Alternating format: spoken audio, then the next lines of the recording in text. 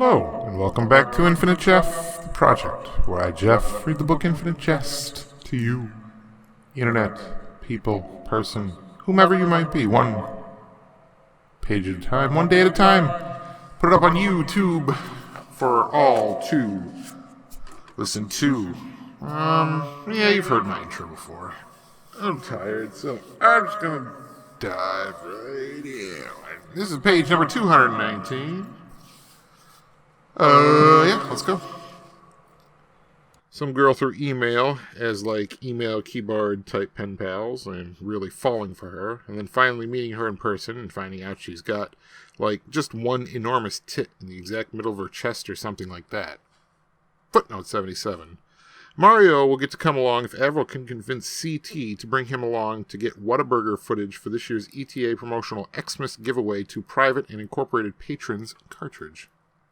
Shat and the glossy Syrian are laughing together about something up at the net post, where they've walked to gather gear and various spare rotator cuff and knee appliances, after the Syrian kind of cornily jumped the net and pumped Shat's hand, breath and sweat steam rising up off and moving through the fence's mesh towards the manicured western hills, as Mario's laugh rings out at some broad mock supplicant's gestures Shat's just made now.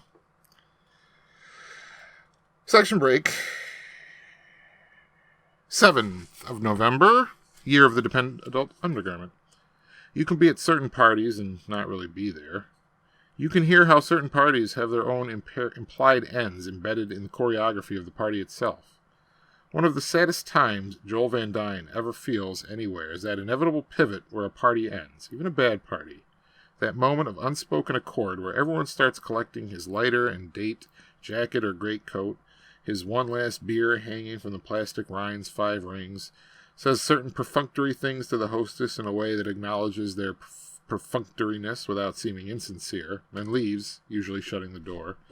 When everyone's voices recede down the hall, when the hostess turns back in from the closed door and sees the litter and the expanding white V of utter silence in the party's wake.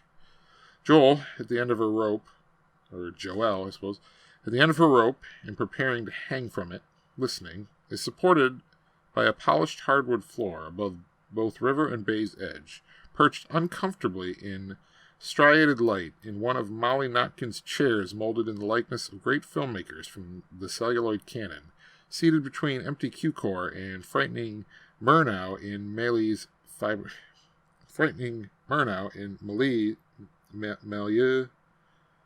Milieu's fiberglass lap. His trousers crease uncomfortable, and his cummerbund MIT crusted.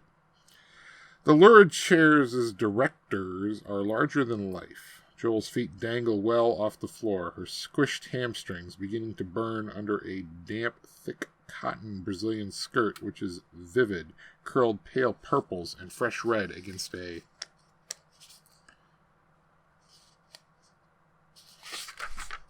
that is page number 219 of Infinite Jest.